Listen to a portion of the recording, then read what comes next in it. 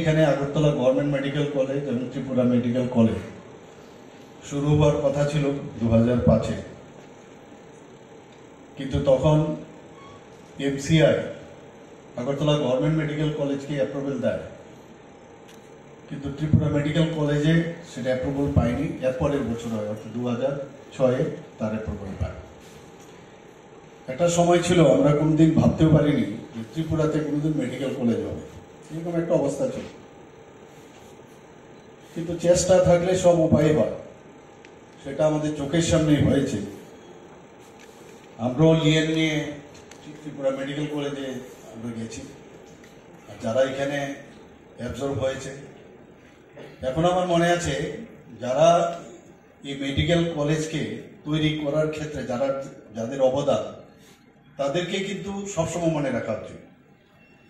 কি হবে, সম্ভব হবে কিনা, এই কলেজ সামনের দিকে এগোবে কিনা একটা সন্দেহ কিন্তু ছিল, এবং শুরুর দিকটায় এই সমস্যাটা হয়।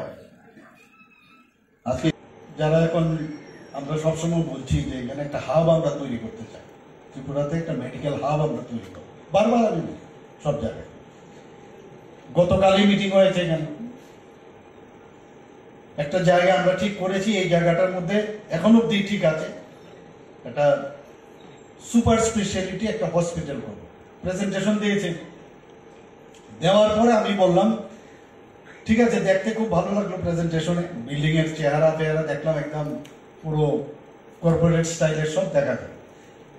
আমি বললাম যে সত্যিকারের অর্থেই যদি সুপার স্পেশালিস্ট যারা আছে সেই রকম হসপিটাল হতে হবে।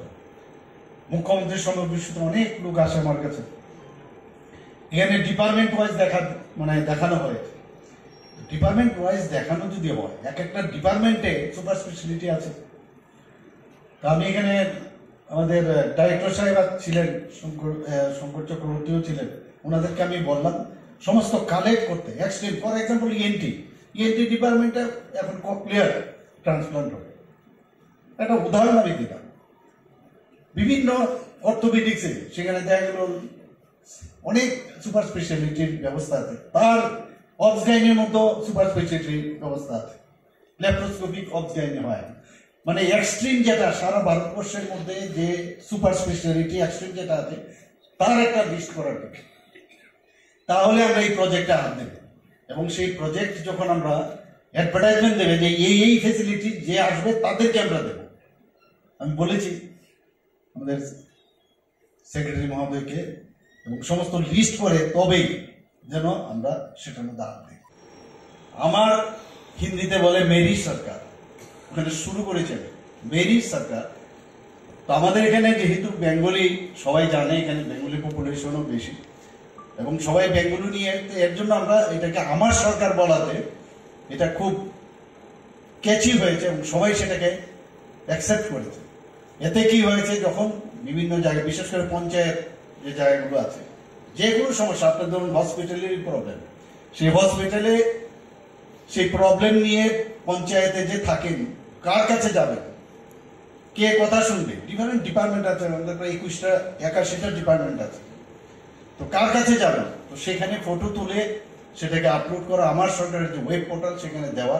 4 দিনের মধ্যে তার প্রবলেম যদি সলভ না হয়, এসকেলেশন হয়, উপরের দিকে যেতে থাকে, এবং আপ টু মুখ্যমন্ত্রী এবং চিফ সেক্রেটারি পর্যন্ত আসে।